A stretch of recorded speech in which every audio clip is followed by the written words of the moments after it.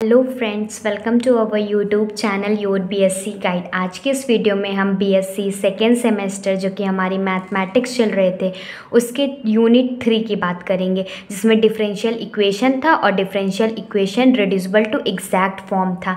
इसके most important question के answers को डिस्कस करेंगे। मैथमेटिक्स का syllabus, most important chapter, unit, topics, इस सब की वीडियो मैंने ऑलरेडी चैनल पे बना दिया हुआ है और इसकी सेकेंड सेमेस्टर मैथ्स के प्लेलिस्ट भी बनी हुई है, आप वहाँ से जा कर के देख सकते हैं। साथ ही साथ मैंने यूनिट 1 करा दिया है, मैट्रिसेस पूरा का पूरा करा दिया है। इसके भी यूनिट 1 से लेकर के यूनिट 8 तक के मैं मैथ्स के सारे यूनिट के मोस्ट इम्पॉर्टेंट क्वेश्चंस भी बना चुकी हूँ। फिर उसके बाद मैंने आप लोगों से कहा था कि मैं आप लोगों को सारे यूनिट के सॉल्यूशन भी प्रोवाइड करूँगी। जैसे कि मैंने यूनिट 1 को अच्छे से पढ़ाया भी हुआ है, साथ ही साथ इसके मोस्ट इम्पॉर्टेंट क्वेश्चन के आंसर्स भी कराए हुए हैं, और यूनिट 2 भी कराया हुआ है और यूनिट 3 भी कराया हुआ है, जिसका पार्ट 1 मैंने ऑलरेडी चैनल पर अपलोड कर दिया। अगर आप लोगों ने मैथमेटिक्स का syllabus, most important chapter, unit 1, 2, 3 अगर आप लोगों ने ये सब नहीं देखा है, मैंने इसको बहुत अच्छे से कराया भी हुआ है, बहुत अच्छे से समझाया है, सारे यूनिट के मोस्ट इंपॉर्टेंट क्वेश्चन भी बताया है। साथ ही साथ एक एक क्वेश्चन मैंने खुद सॉल्व करके आप लोगों को दिया है, ताकि आप लोगों को एग्ज़ाम के टाइम कोई भी प्रॉब्लम ना हो।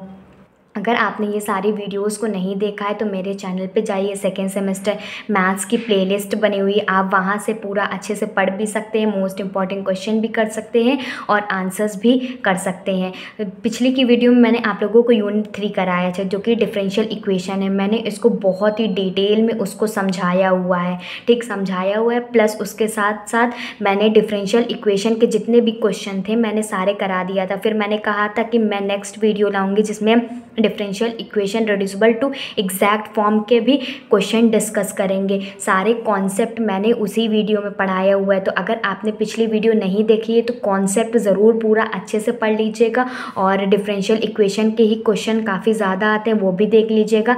अब हम जो नेक्स्ट देखने वाले हैं वो है differential equation reducible to exact form, ठीक। ये पार्ट 2 रहने वाला है। पार्ट 1 मैंने ऑलरेडी चैनल पे अपलोड कर दिया है, ठीक। मैं क्वेश्चन एक बार दिखा भी देती हूँ। मैंने आप लोगों को ये सब करा दिया हुआ है, सारे पूरा करा दिया हुआ है। ये था ना मोस्ट इम्पॉर्टेंट क्वेश्चन, आप लोग जाकर के मोस्ट इम्पॉर्टेंट क्वेश्चन वाले से क्वेश्चन देख लीजिए। बाकी तो सॉल्यूशन मैं आप लोगों को इसमें प्रोवाइड कर ही रही हूँ। मैं सारे के सारे एक एक क्वेश्चन मैंने खुद से सॉल्व करके आप लोगों को कराए हुए हैं। टोटल इसमें कितने क्वेश्चन थे?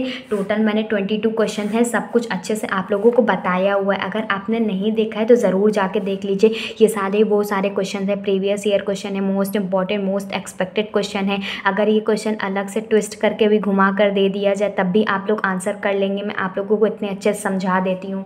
बाकी अब हम लोग जो स्टार्ट करने वाले हैं वो है differential equation reducible to exact form. ये नेक्स्ट चैप्टर, इसके भी मैंने आप लोगों को मोस्ट इंपॉर्टेंट क्वेश्चंस बताए हुए हैं। साथ ही साथ मैं अब लोग इसके आंसर्स भी कराने जा रही हूँ। तो सबसे पहले इसको करने से पहले मैं आप लोगों को एक चीज़ दिखा देती हूँ जो मैंने पिछले वीडियो में पढ़ाया हुआ है आप लोगों को, differential equation reducible to exact form वाला। देखिए, मैं आप लोगों को एक चीज़ लिख के लाई हूँ। ये जो मैंने टॉपिक, ये जो है equation reducible to homogeneous form, ये मैंने आप लोगों को पढ़ाया हुआ है। अगर आपने नहीं देखा है तो मैं इसीलिए कह रही हूँ पिछली वीडियो ज़रूर देख के आइए।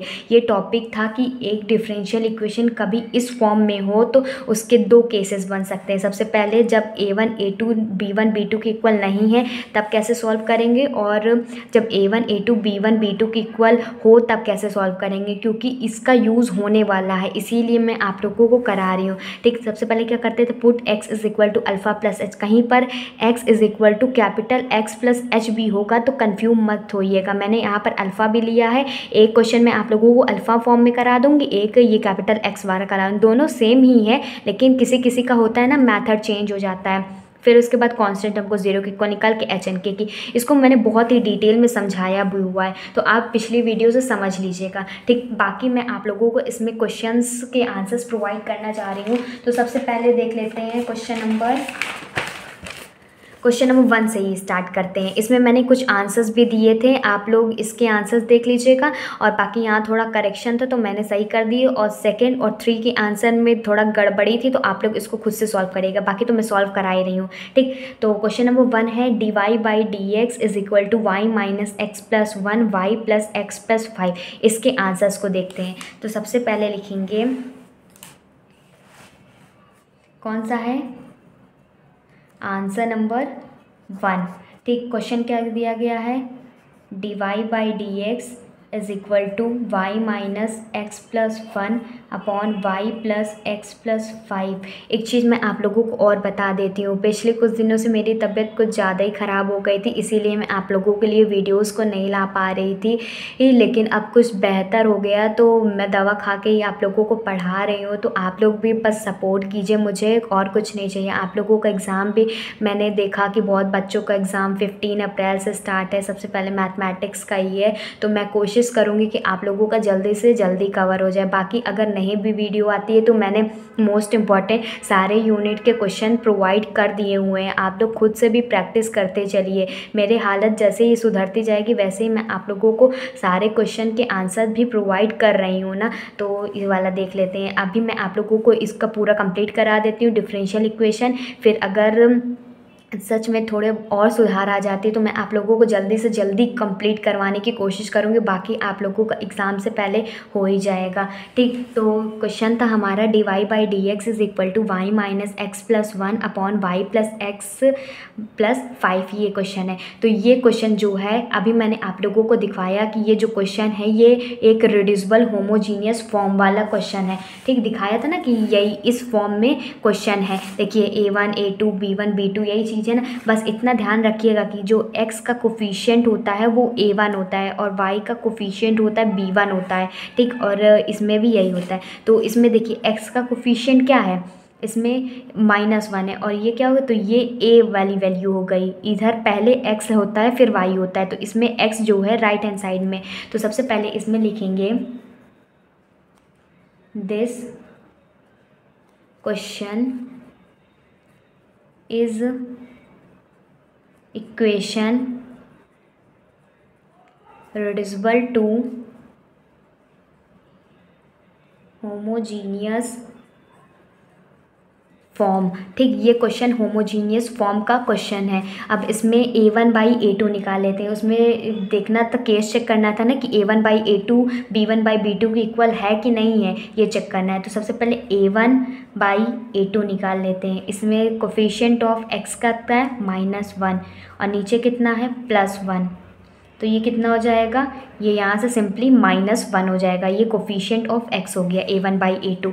यहाँ से अब हम लोग B1/B2 भी निकाल लेते हैं। B1/B2 यहाँ पर कोफिशिएंट ऑफ y कितना है 1 और नीचे भी कितना है 1 है, तो ये +1 है। मतलब ये वाला कौन सा केस हो गया जहाँ पर A1/A2 not equal to B1/B2 के इक्वल नहीं होता है। तो ये होता है केस नंबर 1 को ये फॉलो करता है। अब ये फॉलो करता है तो हम ये सारे स्टेप जो भी हैं ये सारे स्टेप को फॉलो करेंगे। मैंने आप लोगों को हर एक स्टेप बहुत अच्छे से बताया हुआ है, फिर भी एक बार बता देती हूँ।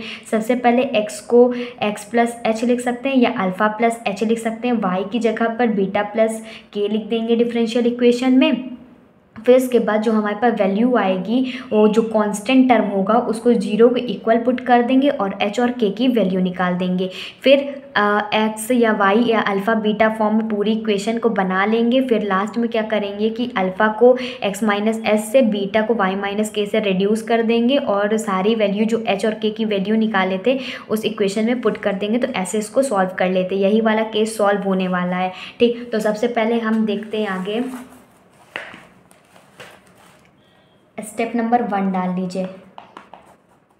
मैं आप लोगों को सारे स्टेप सारे मेथड से अच्छे से समझाने वाले। सबसे पहले क्या करते थे, लिखेंगे put x is equal to alpha plus h and y is equal to beta plus k ले लेते थे। फिर उसके बाद क्या करेंगे, अब इसको डिफ्रेंशिएट करो, इसको डिफ्रेंशिएट करेंगे तो ये dx हो जाएगा। ये h जो है हमारा कांस्टेंट टर्म है, तो कांस्टेंट टर्म का डिफ्रेंशिएशन 0 हो जाता है, तो ये यहाँ से d अल्फ़ा बनेगा। और ये dy, यहाँ पर k भी कांस्टेंट है, इसका डिफ्रेंशिएशन 0 हो जाएगा, तो ये d बीटा बन जाएगा। ठीक, अब हम क्या करेंगे कि जो dy बाई डी अल्फ़ा है इसका डिफ्रेंशिएशन निकालते थे ना, d Y by D x करते थे, तो यहाँ पर d Y by D x क्या आ जाएगा, d beta upon d alpha हो जाएगा। ठीक, ये निकल आ जाएगा। फिर इसके बाद क्या करेंगे, अब हमें D beta upon d alpha की वैल्यू निकालना है, इस डिफरेंशियल इक्वेशन की वैल्यू निकालना है। तो कैसे निकलेगा, अब जहाँ पर x की वैल्यू है इक्वेशन में अल्फ़ा प्लस एच पुट कर देंगे, और जहाँ पर y है इक्वेशन में वहाँ पर बीटा प्लस के पुट कर देंगे।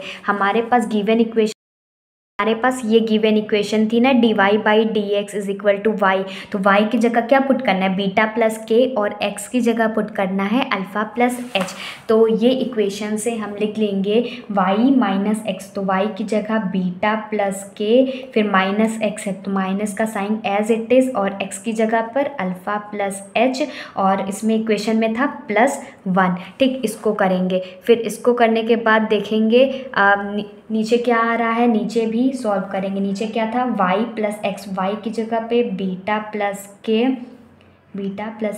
प्लस एक्स की जगह पर अल्फ़ा प्लस एच, ये +5 हो जाएगा। अब इसको सॉल्व करना है। ठीक, जहाँ बीटा अल्फ़ा वाली टर्म है एक साइड कर लेते हैं, और जितना कांस्टेंट वाली टर्म है सारी एक साइड कर देंगे, तो ये आएगा d alpha is equal to beta minus alpha plus k minus h +1 एक साइड कर लिया, और beta plus alpha plus k plus h +5। मैंने क्या किया कि इसको ब्रैकेट को सॉल्व करने के बाद क्या किया, ये माइनस अंदर मल्टीप्लाई हो जाएगा, तो बीटा अल्फ़ा वाली टर्म एक साइड कर लेंगे, और जितना कांस्टेंट वाली टर्म है एक साइड कर देंगे। अब नेक्स्ट स्टेप में क्या करते थे कि के और एच की वैल्यू निकालना है। तो जब ये टर्म और ये टर्म इक्वल टू 0 रख देंगे तब ये हमारा होमोजीनियस फॉर्म में बन जाएगा, तब हम इसको आसानी से सॉल्व कर लेंगे। तो सबसे पहले क्या करेंगे, स्टेप नंबर 2 में, ये आप स्टेप डाल भी सकते नहीं भी डाल सकते, ज़रूरी नहीं है। तो हमें क्या करना है, के माइनस एच +1 को 0 को इक्वल पुट कर देना है, और नीचे से के प्लस एच +5 को 0 के इक्वल पुट कर देना है। तो इसको सॉल्व कैसे करते थे, यहाँ पर कौन सा साइन है, ये पॉजिटिव है, और यहाँ पर क्या है, पॉजिटिव है, तो ये नेगेटिव हो जाता था, ये नेगेटिव हो जाता, तो ये कैंसल आउट हो जाएगा। यहाँ से ++2k हो जाएगा, ये +6 इज़ इक्वल टू 0। इसको सॉल्व करने का तरीका है। ठीक, फिर उसके बाद k की वैल्यू निकालेंगे, तो -6 डिवाइडेड बाई 2, ये -3 आ जाएगा। अब ये इक्वेशन नंबर इसमें पुट कर देंगे, ये k की वैल्यू इसमें पुट कर देंगे, इक्वेशन नंबर फर्स्ट में पुट कर देंगे, तो ये -3 minus h +1 is equal to 0, h की वैल्यू +2 -1, ये हो जाएगा हमारा -2 हो जाएगा। ठीक, तो ये हो गया स्टेप नंबर 2। हमारे पास k की भी वैल्यू निकल आई, h की भी वैल्यू निकल आई। फिर उसके बाद क्या करेंगे, हमारे पास क्या बचा, यहाँ से लिखेंगे स्टेप नंबर 3 में हमारे पास D beta by D alpha बचा। जब हम इसको जब इसकी वैल्यू यहाँ पर रख देंगे, इसकी वैल्यू ये रख देंगे, तो ये पूरा टर्म 0 हो जाएगा, तो कैंसल आउट हो जाएगा। तो यहाँ से क्या बचेगा, बीटा माइनस अल्फ़ा और बीटा प्लस अल्फ़ा। तो लिख देते हैं beta minus alpha beta plus alpha. फिर उसके बाद क्या करते थे, अब ये होमोजीनियस फॉर्म में हो गया है, तो होमोजीनियस फॉर्म में क्या करते थे, अब करेंगे, लिखेंगे रिप्लेस बीटा को v अल्फ़ा से रिप्लेस कर देंगे, जहाँ पर v की वैल्यू होगी बीटा बाई अल्फ़ा। इसका यूज़ होगा तो अभी मैं बताऊंगी। ठीक, तो अब इसमें से हम लोग इसको डिफ्रेंशिएट करते हैं, तो d b by D alpha, दो फंक्शन है, पहला फंक्शन को एज इट इज़ रख दो, दूसरे फंक्शन का डिफ्रेंशिएशन करेंगे, अल्फ़ा के रिस्पेक्ट में हो रहा है तो ये 1 हो जाएगा। फिर इसका अल्फ़ा को एज इट इज़ रख दो, फिर इसका जो डिफ्रेंशिएशन होगा ये d v by D alpha हो जाएगा। ठीक, तो अब यहाँ से इसकी वैल्यू हमें चाहिए, इसकी वैल्यू चाहिए d b by D alpha. ये वैल्यू निकल आए ना, क्यों करें हम लोग इसकी वैल्यू, ये वाली वैल्यू जो है v प्लस, इसको हम लिख सकते हैं v plus alpha d v by D alpha, ये वाली जो वैल्यू है इसको हम यहाँ पर पुट कर देंगे। ठीक, अब इतना लिख लिए, अब ये वाली वैल्यू को इसमें पुट करना है, तो आगे देखते हैं इसमें। तो ये हो जाएगा v plus alpha d v by D alpha is equal to, हमारे पास क्या था, हमारे पास था बीटा माइनस अल्फ़ा और बीटा प्लस अल्फ़ा। अब इसको हम लोग सॉल्व करेंगे, इसको सॉल्व करेंगे तो जहाँ पर बीटा की वैल्यू हमने क्या ली थी, वी अल्फ़ा ली थी ना, तो बीटा की जगह वी अल्फ़ा पुट कर देते हैं। तो ये हो जाएगा v plus alpha d v by D alpha is equal to v alpha minus alpha, और ये हो जाएगा वी अल्फ़ा प्लस अल्फ़ा हो जाएगा। ठीक, इसको आगे सॉल्व करते हैं तो ये हो जाएगा, इसमें से सॉल्व करेंगे तो ये v माइनस 1 हो जाएगा और ये v प्लस 1 हो जाएगा। ठीक, यहाँ से अल्फ़ा कॉमन ले लिया और नीचे से भी अल्फ़ा कॉमन ले लेंगे तो ये अल्फ़ा अल्फ़ा कैंसल आउट हो जाएगा, इसीलिए ये बन जाएगा। फिर उसके बाद इसको सॉल्व करते हैं, v वाला टर्म है प्लस का है तो इधर चले जाएगा माइनस हो जाएगा, तो x d v by alpha d v by D alpha is equal to v minus 1 upon v plus 1 minus v हो जाएगा। Alpha d v by D alpha निकालेंगे तो इसको सॉल्व करेंगे तो आएगा v प्लस 1, ये v minus 1 minus v square minus v, ये कैंसल आउट हो जाएगा। तो v वाले टर्म को एक साइड कर लेते हैं, फिर उसके बाद इंटीग्रेशन करना होगा। ठीक, एक साइड कर लिए और जो अल्फ़ा वाला टर्म है एक साइड कर लेते हैं, d बाई डी अल्फ़ा और यहाँ पर भी अल्फ़ा हो जाएगा। ठीक, अब हम लोग इसको इंटीग्रेट करेंगे। ठीक, यहाँ पर बचेगा माइनस भी तो बचेगा, ये आ जाएगा। ठीक, अब हम लोग इसको इंटीग्रेशन करेंगे तो दो फंक्शन है, ये भी इंटीग्रेट करेंगे ये भी इंटीग्रेट करेंगे। तो ये जो है यहाँ पर पहले v के साथ इसका इंटीग्रेशन होगा, फिर 1 के साथ फिर इसका इंटीग्रेशन होगा, दो फंक्शन है और इसका जब इंटीग्रेशन करेंगे तो लॉग अल्फ़ा आएगा।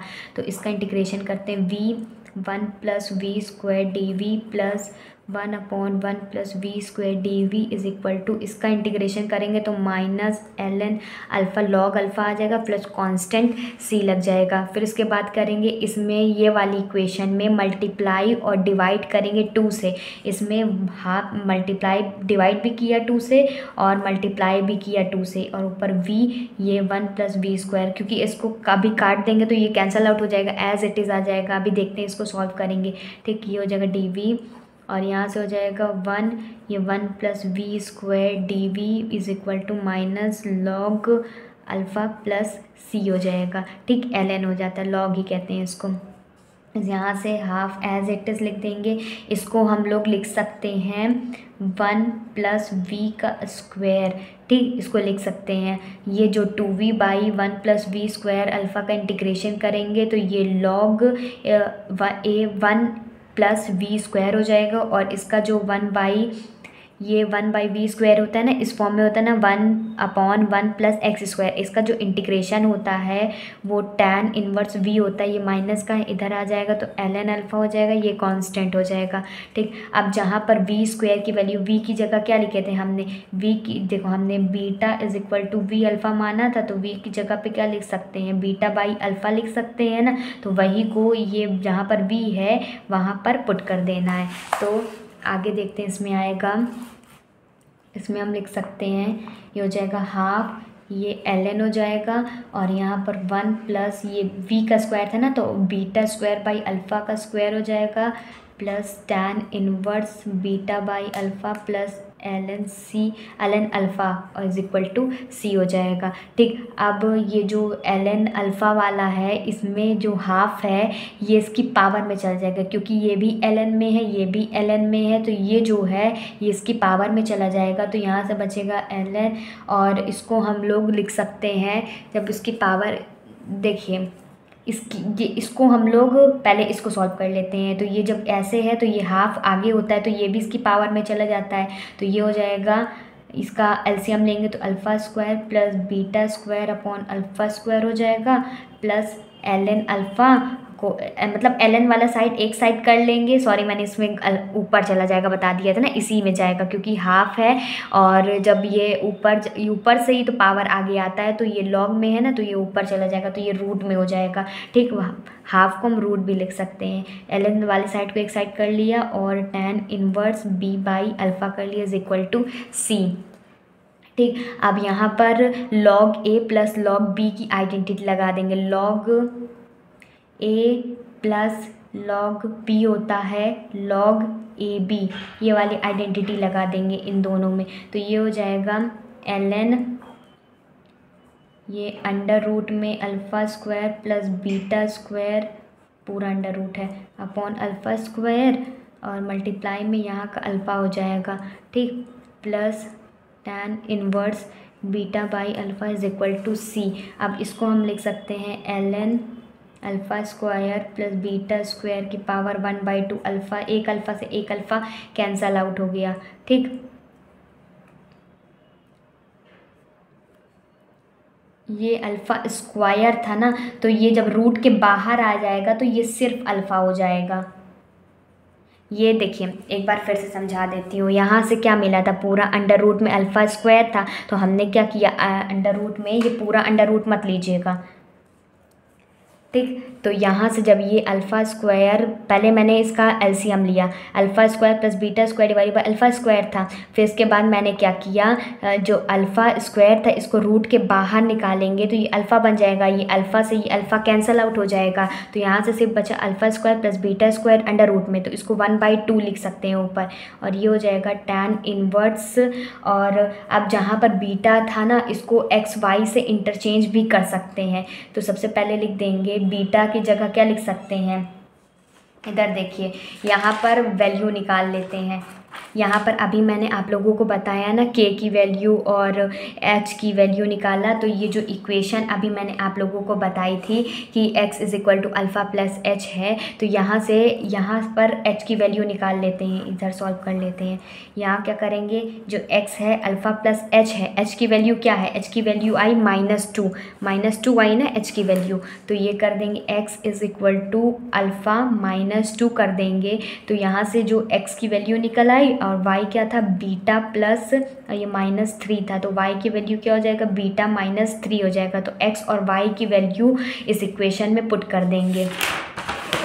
ठीक, इस इक्वेशन में पुट करने के बाद क्या आएगा हमारे पास, देखते हैं। जब हम बीटा, देखिए यहाँ पर बीटा है तो बीटा की जगह हम क्या लिख सकते हैं, y+3 लिख सकते हैं, और अल्फ़ा की जगह x+2 लिख सकते हैं। देखिए ना, यहाँ से अल्फ़ा की वैल्यू से निकालेंगे तो अल्फ़ा की वैल्यू क्या हो जाएगा, x+2 हो जाएगा, बीटा की जगह क्या हो जाएगा, ये जो -3 है इधर का आ जाएगा, +3 हो जाएगा। तो वही चीज़ मैंने इसमें कर दिया। ठीक, इज़ इक्वल टू कांस्टेंट रख देते हैं। ठीक, कांस्टेंट रख दिया, फिर इसके बाद इसको सॉल्व करेंगे। ये जो मैंने ऊपर कर दिया था इसको अब आगे कर लेते हैं, इसको आगे करके सॉल्व कर लेंगे। तो ये हो जाएगा हाफ ln, ये हो जाएगा, यहाँ पर भी वही चीज़ पुट कर देंगे, अल्फ़ा की जगह x+2 का होल स्क्वायर प्लस y+3 का होल स्क्वायर हो जाएगा। ठीक, प्लस tan इनवर्स हो जाएगा, और ये y+3 divided by x+2 is equal to constant हो जाएगा। समझ में आ गया ना मैंने क्या किया है, बस मैंने अल्फ़ा की जगह x+2 कर दिया और बीटा की जगह y+3 कर दिया। अभी मैंने इसको निकाल के भी बताया आप लोगों को। ठीक, अब इसको आगे सॉल्व कर लेते हैं। जब ये यहाँ से जो 1/2 हटेगा तो ये मल्टीप्लाई में चला जाएगा, तो यहाँ से हो जाएगा ln x+2 का होल स्क्वायर प्लस y+3 का होल स्क्वायर, पूरा एक साथ हो जाएगा, प्लस ये 2 इसके साथ मल्टीप्लाई हो जाएगा, 2 tan inverse y+3 x+2 is equal to constant हो जाएगा। ठीक, तो बस और कुछ नहीं करना है, यही हो गया हमारा फाइनल आंसर। एक बार आंसर मैच भी कर लेते हैं। क्या आया था, 2 tan inverse y+3 x+2 plus log ले सकते हो, ln भी लिख सकते हो, log x+2 का होल स्क्वायर y+3 का होल स्क्वायर अंडर रूट में। हाँ, ये अंडर रूट तो बच ही गया ना, यहाँ पर भी अंडर रूट था ना ऊपर, ये हाफ था पूरा। इस तरह भी कर सकते हो आप, ऐसे भी कर सकते हो। ठीक, तो ये आ जाएगा। होप आपको ये क्वेश्चन अच्छे से समझ में आ गया होगा। अब नेक्स्ट देख लेते हैं। नहीं, मेरे हिसाब से ये अंडर रूट नहीं रहेगा, क्योंकि हमने क्या किया था, आगे कर लिया था ना, तो ये अंडर रूट नहीं रहेगा। उसमें क्वेश्चन में थोड़ा सा मिस्टेक, आंसर में थोड़ा मिस्टेक है, तो ये फाइनल आंसर यही होगा।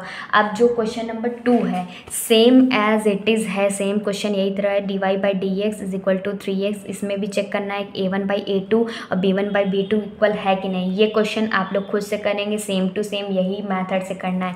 और क्वेश्चन नंबर 3 भी same same to same as it is है, लेकिन मैं आप लोगों को एक बार x की जगह कैपिटल x प्लस h के फॉर्म में भी करा देती हूँ। तो क्वेश्चन नंबर 3 देख लेते हैं। आंसर नंबर 2 क्या करना है, खुद से करना है, same as question number 1 homework है। ठीक, इसका आंसर आप लोग कमेंट ज़रूर कीजिएगा, सॉल्व ज़रूर कीजिएगा। ठीक, इसी फॉर्म में है। अब आंसर नंबर 3 देखते हैं।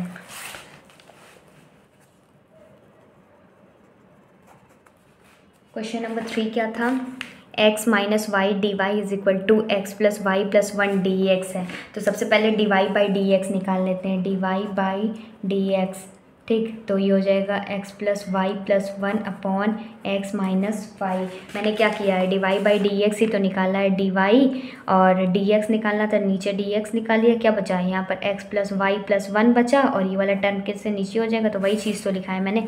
ठीक, तो d Y by D x निकाल, इसमें भी देखते हैं a1 बाई a2 चेक कर लेते हैं। a1 कितना है, कोफिशिएंट ऑफ x कितना है 1, और नीचे कितना है 1, तो ये हो जाएगा 1। और b1 बाई b2 चेक कर लेते हैं यहाँ से, b1 कोफिशिएंट ऑफ y कितना है, प्लस का 1 है और नीचे माइनस का 1 है, तो ये -1 है। मतलब इसमें भी a1 by a2 not equal to b1 by b2 है। जब इक्वल नहीं है तो फिर वो सारे स्टेप्स लगाएंगे। सबसे पहले क्या करते थे हम लोग, अब मैं जल्दी जल्दी बताऊंगी ताकि आप लोगों को कम टाइम में भी कवर हो जाए। अब हम क्या करेंगे, x की जगह जहाँ पर अल्फ़ा प्लस h लगते थे वहाँ पर कैपिटल X प्लस h लगते हैं। कई कई जगहों पे बुक में इस तरह भी दिया हुआ था, मैं सोच रही हूँ कि इसी फॉर्म में भी बता देती हूँ। और क्या करते थे, and y is equal to capital Y plus k, क्योंकि कितने भी मेथड लगा लो आंसर तो सेम ही आना है ना। मुझे 3 से 4 मेथड मेरे पास हैं इस क्वेश्चन को सॉल्व करने के, लेकिन मैं आप लोगों को वही सिंपल मेथड बताती हूँ जो आपके लेवल के हैं, आपके एग्ज़ाम में आएंगे। तो देखते हैं इसमें, इसको भी फिर डिफ्रेंशिएट करते हैं। D x is equal to ये डी कैपिटल अल्फ़ा हो जाएगा, D Y is equal to D capital Y हो जाएगा। फिर क्या करते थे, D Y by D X निकालते थे, जो कि D Y by D X आ जाता था। फिर इसको D Y by D X निकालते थे, जहाँ पर x है इक्वेशन पे capital x plus h put कर देंगे, y के जगह पे capital y plus k put कर देंगे, तो ये आ जाएगा। इक्वेशन तो दी गई है ना, ये इक्वेशन x की जगह पे capital x plus h put करना है, y की जगह पे capital y plus k put करना है। तो वही मैं आप लोगों को करके बता रही हूँ, वही मैंने आप लोगों को बताया था, इसीलिए मैं कहती हूँ कि बार बार एकदम ध्यान से क्वेश्चन को देखा करिए, समझा करिए। जैसे क्वेश्चन 1 ही कराया ना, वैसे सेम टू सेम वैसे ही होने वाला है। ठीक, क्वेश्चन नंबर 2 भी ऐसे ही होने वाला है, लेकिन मैं 3 इसीलिए करवा रही हूँ ताकि आप लोगों को जो अल्फ़ा और h का जो डिफरेंस लग रहा है ना, थोड़ा सा क्लियर हो जाए वो भी आप लोगों का। ये माइनस वाई प्लस के है, यहाँ पर सिर्फ देखिए, अब जितना x प्लस एच वाला टर्म है, एक्स वाई वाला टर्म एक साइड कर लेते हैं, और एच के और +1 कांस्टेंट वाला टर्म एक साइड कर लेते हैं। तो वही तरह मैंने उसमें भी किया था। ये हो जाएगा x प्लस वाई, इसमें ध्यान रखिएगा कैपिटल X ही लिखिएगा, ये नहीं कि स्मॉल x लिख दिया तो वो थोड़ा गड़बड़ हो जाएगा। ठीक, वो डिफ्रेंशिएशन में चला जाएगा। x माइनस 1 हो जाएगा, यहाँ से क्या बचेगा, x माइनस के बचेगा। फिर क्या करते थे, k और h की वैल्यू निकालते थे, तो इस टर्म को हमें 0 के इक्वल पुट करना रहता था। x plus k plus 1 is equal to 0 और h minus k is equal to 0। इसको सॉल्व करेंगे तो ये आ जाएगा 2k, ये h कैंसिल आउट हो जाएगा, ये हो जाएगा -1, तो k की वैल्यू क्या आएगा, -½ हो जाएगा। ठीक, इसको आप लोगों ने क्लास 12th में बहुत अच्छे से किया भी होगा। अब k की इसको पुट कर देंगे तो h plus ½ is equal to 0 इस इक्वेशन में पुट करेंगे, तो यहाँ से भी h की वैल्यू जो हो जाएगी -½ हो जाएगा। अब यही लगे हम x और y की भी वैल्यू निकाल लेते हैं, x और y की वैल्यू निकाल लेते हैं। कैपिटल x प्लस h है, y की जगह कैपिटल y प्लस h है, आगे यूज़ होने वाला है। तो x क्या है, कैपिटल x प्लस h है, तो x माइनस एच जो हो जाएगा कैपिटल x हो जाएगा, x माइनस और माइनस प्लस हो जाएगा, तो ये हो जाएगा +½ ये कैपिटल x की वैल्यू हो जाएगी, आगे यूज़ होने वाली है। ठीक, y की जगह पे y प्लस के है, y minus k is equal to capital y plus ये ½ था, ये हो जाएगा। ठीक, फिर इसके बाद क्या करते थे, अब वो तो 0 के इक्वल हो गया है ना, अब ये वाला टर्म पूरा कैंसिल आउट हो गया है, तो d Y by D x is equal to x plus y, ये होमोजीनियस फॉर्म में हो गया। फिर इसको सॉल्व करेंगे तो ये लिखेंगे इसमें d Y by D x is equal to x plus y upon x minus y, equation number 1 मान लेते हैं। फिर उसके बाद जैसे उसमें सॉल्व करे थे ना वैसे इसमें भी करेंगे। तो लिखेंगे put capital Y is equal to v capital X, और जहाँ पर जो वाई बाई एक्स की वैल्यू वी से रिप्लेस कर सकते हैं, तो इसको हम लोग डिफ्रेंशिएट करेंगे। जब डिफ्रेंशिएट करेंगे तो ये D Y by D X आ जाएगा, और ये वी प्लस एक्स, पहले फंक्शन को करा फिर दूसरे फंक्शन को इसका करेंगे तो एक्स आ जाएगा, इसको बाहर रखेंगे तो ये हो जाएगा d v by D x. जैसे मैंने पहले में बताया था वैसे ही करना है। अब ये जो है put in equation number first में पुट कर देना है, ये वाली वैल्यू इसमें पुट कर देना है। जब इसमें पुट कर देंगे तो ये आ जाएगा v plus x d v by D x is equal to x plus v x upon x plus v x. मैंने क्या किया है कि जहाँ पर x था ना उसको तो एज इट इज़ रख दिया, और y की जगह पर मैंने वी एक्स लिया था तो बस वही पुट कर दिया है। तो इसको सॉल्व करेंगे, इसमें से x कॉमन ले लेंगे तो x आ जाएगा, ये 1 प्लस वी हो जाएगा, इसमें से x कॉमन ले लेंगे ये 1 माइनस वी हो जाएगा, ये कैंसिल आउट हो जाएगा जैसे मैंने पीछे बताया। ये हो जाएगा v plus x d v by D x equal to 1 plus v upon 1 minus v sorry. अब v वाले टर्म को एक साइड कर देते हैं, x d v by D x हो जाएगा 1 प्लस वी 1 माइनस वी, और ये माइनस में हो जाएगा। ठीक, इसका एलसीएम लेके इसको सॉल्व करेंगे तो ये आ जाएगा, ये नीचे आएगा 1 माइनस वी, ऊपर बचेगा 1 प्लस वी स्क्वायर। इसको एलसीएम लेके सॉल्व कर लीजिएगा, अभी मैंने पीछे कराया हुआ है। इसका भी अब दोनों साइड इंटीग्रेशन ले लेते हैं, v वाले टर्म को एक साइड कर लेते हैं और जो x वाला टर्म में एक साइड कर देंगे तो ये आ जाएगा 1 minus v upon 1 plus v का स्क्वायर डी वी हो जाएगा, और ये डी एक्स बाई एक्स हो जाएगा। दोनों साइड इंटीग्रेशन कर देंगे, जब दोनों साइड इंटीग्रेशन कर देंगे तो हमारे पास कुछ ऐसे आ जाएगा। आगे देखते हैं इसमें, ये जब इंटीग्रेशन हो जाएगा तो ये हो जाएगा 1 plus we square D v अलग हो जाएगा, और क्या बचेगा साथ में, इसके साथ माइनस का integration v 1 plus we square D v बचेगा। और जब x का डिफ्रेंशिएशन करेंगे, इधर इसका इसके साथ करें, इसका इसके साथ करें, इसका करेंगे तो ये log x हो जाएगा। ठीक, ये हो जाएगा ln x हो जाएगा प्लस c कांस्टेंट, इसका करेंगे तो ये आ जाएगा tan इनवर्स v हो जाएगा, ये हो जाएगा half ln 1 plus we square is equal to ln x plus c हो जाएगा। ठीक, अब v की जगह पे हमें पुट करते हैं, v की जगह पे y बाई x पुट करना है, अभी मैंने निकाला था तो v की जगह पे ये पुट कर देंगे तो ये हो जाएगा tan inverse y by x, ये हो जाएगा हाफ, ये हो जाएगा ln। इसकी जगह जब हम v की जगह पे y बाई x पुट करेंगे तो ये हो जाएगा y स्क्वायर बाई x का स्क्वायर, और फिर उसके साथ हम लोग एलसीएम लेके सॉल्व करेंगे तो ये हो जाएगा x square plus y square upon x square. आप लोग सॉल्व भी कर लीजिएगा। ठीक, बाकी तो मैं आप लोगों को करा ही रही हूँ। अब यहाँ पर log a minus log b है तो आइडेंटिटी होती है log a minus log b की log a बाई b हो जाता है, तो इन दोनों से हम लिख सकते हैं tan इनवर्स। पहले इसको और सॉल्व कर लेते हैं, y बाई एक्स यहाँ पर सॉल्व लगा लेते हैं, इसको तो बाद में भी लगा सकते हैं। सबसे पहले यहाँ पर ये आइडेंटिटी लगाएंगे, log a बाई b की आइडेंटिटी लगाएंगे, यहाँ पर log a हो जाएगा माइनस log b हो जाएगा, तो ये y by as it is रख देते हैं, ये हाफ हो जाएगा, यहाँ पर ln हो जाएगा, ये ln अंदर ही ले लेते हैं। log a ये था ना identity, log a by b is equal to log a minus log b, ये आइडेंटिटी ना बस वही लगाना है। a क्या है, x square plus y square है माइनस ln ये एक्स स्क्वायर है। ठीक, और याद रखिएगा ये कैपिटल x है, मुझसे भी गलती हो गई। ठीक, और ये हो जाएगा ln x प्लस सी, ये स्मॉल x है, ये कैपिटल x है। ठीक, अब इसको सॉल्व करेंगे तो ये हो जाएगा tan inverse y by x minus half, यहाँ पर ln हम ले लेते हैं, इसको सॉल्व करते हैं, अलग अलग से करेंगे तो इसका हाफ से पहले इसके साथ मल्टीप्लाई होगा, फिर हाफ से इसके साथ मल्टीप्लाई हो जाएगा, ये हो जाएगा x square plus y square ठीक। और फिर हाफ से इसके साथ मल्टीप्लाई, माइनस माइनस प्लस हो जाता है, ये हाफ हो जाएगा और यहाँ से ये जो 2 है ये बाहर आ जाएगा तो ये 2 हो जाएगा और ये ln x लिख सकते हैं।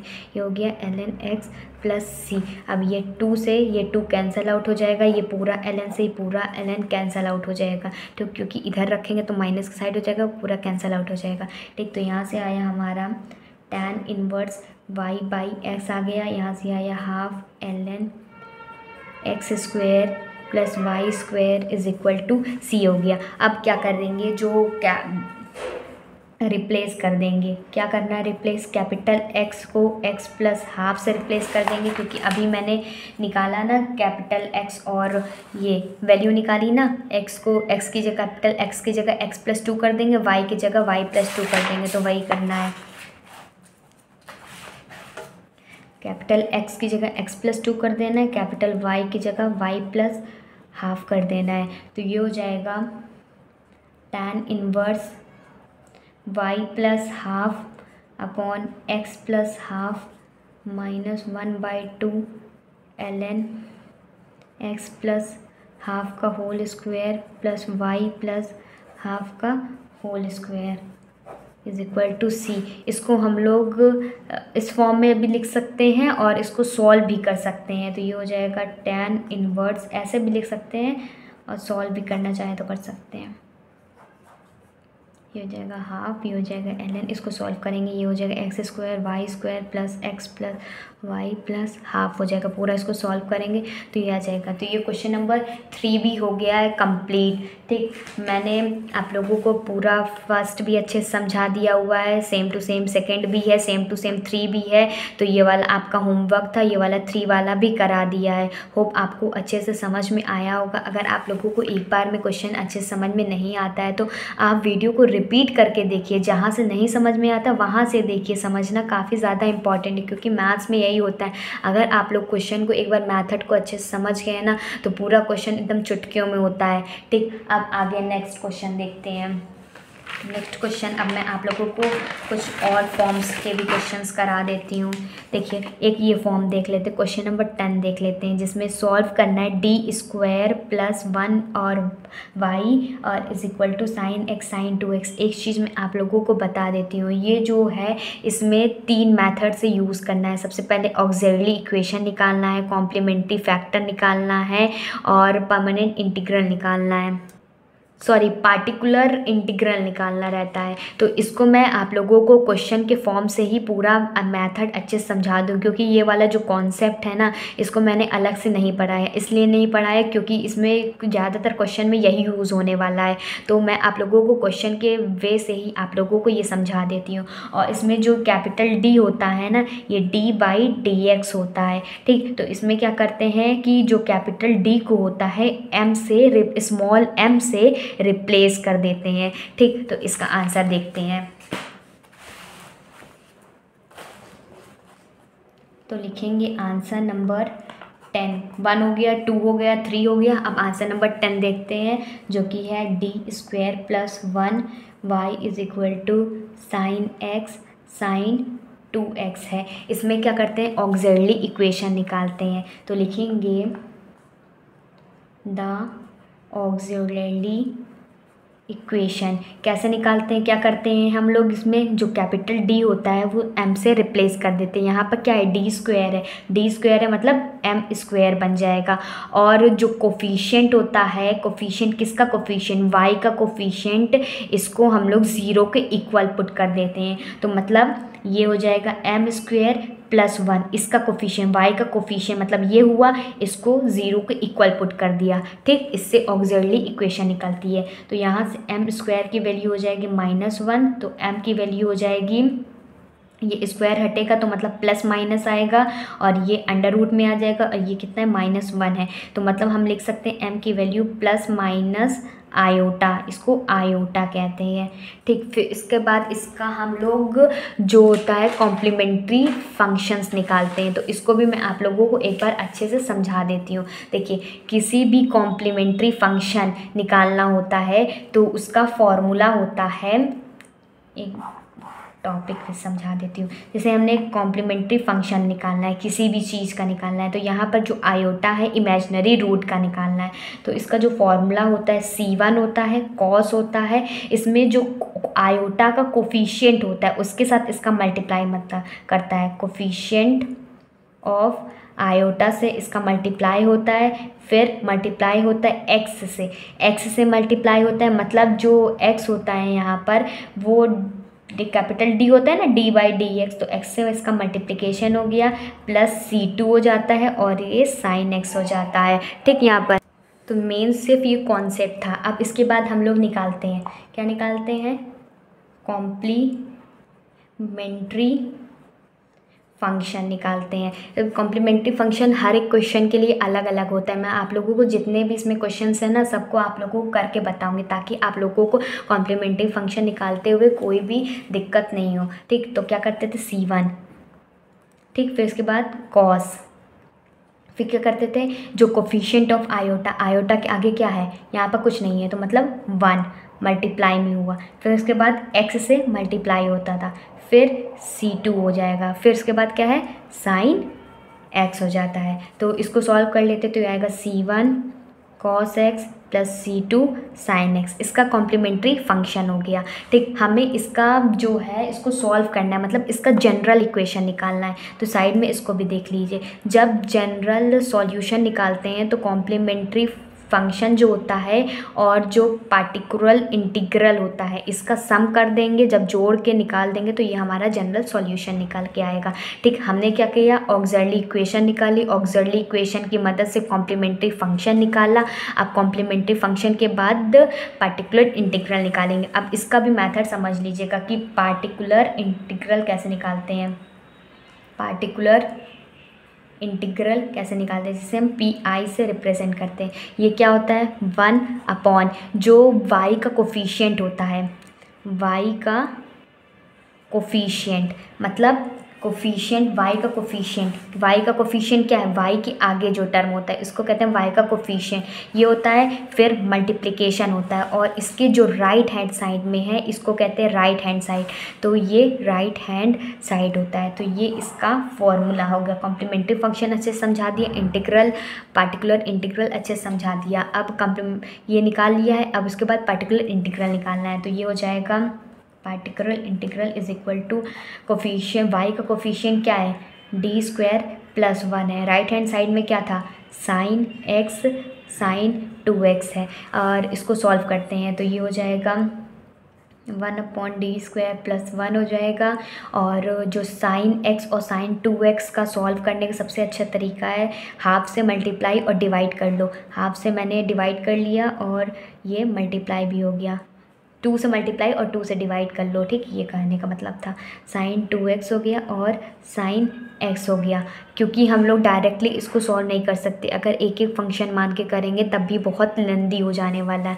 तो इसको हम लोग लिख सकते हैं, ये हाफ है इसको बाहर लिख सकते हैं और ये हो जाएगा 1/d स्क्वायर प्लस 1 हो जाएगा। और जो 2 साइन 2x और x का यहाँ पर एक फार्मूला लग जाएगा। कौन सा फार्मूला लग जाएगा, देखिए 2 साइन A साइन B का फॉर्मूला लग जाएगा। क्या होता है कॉस A माइनस बी होता है minus cos A plus b होता है। तो ये वाला फॉर्मूला लगेगा यहाँ पर, तो इसको सॉल्व हो जाएगा तो ये आ जाएगा cos x minus cos 3x हो जाएगा। ठीक, अब आगे देखते हैं।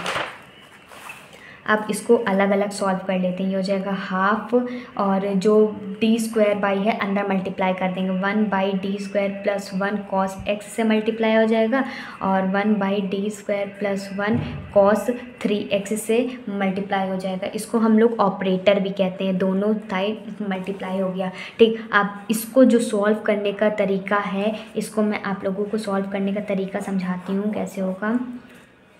देखिए, अगर कोई भी रहता है operator d square plus a square और यहाँ पर cos ax कितनी भी एंगल हो जाए तो इसको हम लोग सॉल्व करते हैं x/2 2a साइन ax से इसका फॉर्मूला लगाएंगे। और इसको सॉल्व करने का अलग तरीका है, इसको भी देख लीजिए। अगर कोई फंक्शन डी स्क्वायर के फॉर्म में होता है और यहाँ पर कॉस ax कोई भी वैल्यू होती है, तो हम ये क्या करते हैं, फंक्शन में यहाँ पर माइनस का a स्क्वायर हो जाता है, मतलब किसी भी फंक्शन में ये जो माइनस का a स्क्वायर हो जाता है और कॉस ये ax हो जाता है। जहाँ पर जो फंक्शन होता है माइनस a का स्क्वायर 0 के इक्वल नहीं होना चाहिए। इसको अब सॉल्व करके दिखाती हूँ मैं आप लोगों को। ये हो गया, हाफ हो गया।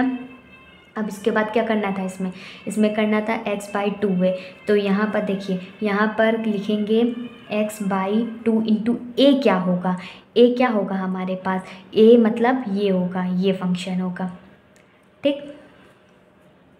तो ये 2 इंटू 1 हो गया, और ये साइन 1 इंटू एक्स हो जाएगा, मतलब साइन x हो जाएगा, -1 अपॉन, अब यहाँ पर देखिए, सॉरी, यहाँ पर जो a होता है ना वो ये होता है, इसके आगे जो डिजिट होती है उसको a कहते हैं। यहाँ पर क्या था, कॉस x था ना, इसके आगे कोफिशिएंट क्या था, 1 था ना, इसीलिए 2 इंटू 1 साइन x हो गया।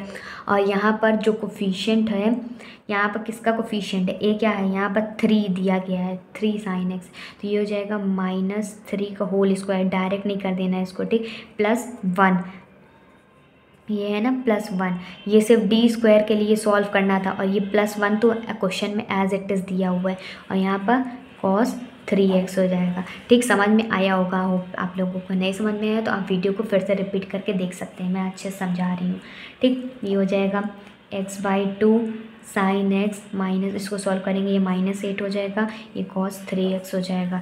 अब हमारे पास निकल आया, मतलब क्या निकल आया, पार्टिकुलर इंटीग्रल निकल आया। क्या निकल आया, ये मल्टीप्लाई कर देंगे, x/4 साइन x हो जाएगा, +1/16 cos 3x निकल आया।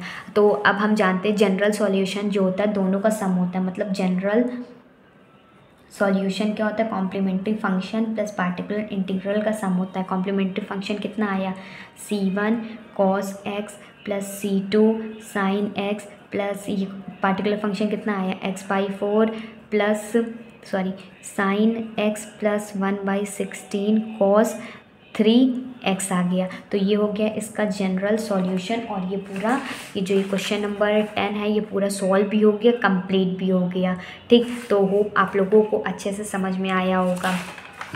एक बार फिर समझा देती हूँ आप लोगों को। मैंने इसको सॉल्व करने के लिए सबसे पहले मैंने बताया था कि जनरल इक्वेशन को सॉल्व करने के लिए, जनरल इक्वेशन निकालने के लिए कॉम्प्लीमेंट्री फंक्शन और पार्टिकुलर इंटीग्रल का सम करना होता है। सबसे पहले कॉम्प्लीमेंट्री फंक्शन निकालते हैं, उसके लिए ऑक्सिलरी इक्वेशन निकालते हैं। ऑक्सिलरी इक्वेशन जो डी होता है उसको एम से रिप्लेस कर देते हैं। यहाँ पर डी स्क्वायर था इसीलिए एम स्क्वायर हो गया। इसके रूट्स निकालते हैं। रूट्स निकालने के बाद कॉम्प्लीमेंट्री फंक्शन अलग अलग होता है। इसमें क्या करते हैं, c1 cos आयोटा का जो कोफिशिएंट, मतलब यहाँ पर कोई भी फंक्शन होगा तो इसका कोफिशिएंट रखते हैं, x से मल्टीप्लाई करते हैं, c2 और sin x कर देते हैं। ये इसका फॉर्मूला हो गया, ठीक। इसी तरीके से हमने निकाला, इसका कोफिशिएंट 1 था तो इसीलिए हमने इसको सॉल्व कर लिया। फिर पार्टिकुलर इंटीग्रल क्या होता है कि y का कोफिशिएंट रखते हैं और राइट हैंड साइड में जितनी भी टर्म होती है उसको रखते हैं। फिर मैंने इसको निकाल करके इसको सॉल्व करने का, इसमें क्या कर 2 से डिवाइड कर दिया, 2 से मल्टीप्लाई कर दिया, तो इसको सॉल्व कर लेंगे, ठीक। ये वाला फॉर्मूला लग जाएगा 2 sin a sin b is equal to cos a माइनस b minus cos a plus b, ये फॉर्मूला लग गया। फिर क्या किया, जो ये था ना, ये हाफ को एज इट इज रहने दिया, इसके साथ मल्टीप्लाई कर दिया, इसके साथ मल्टीप्लाई कर दिया।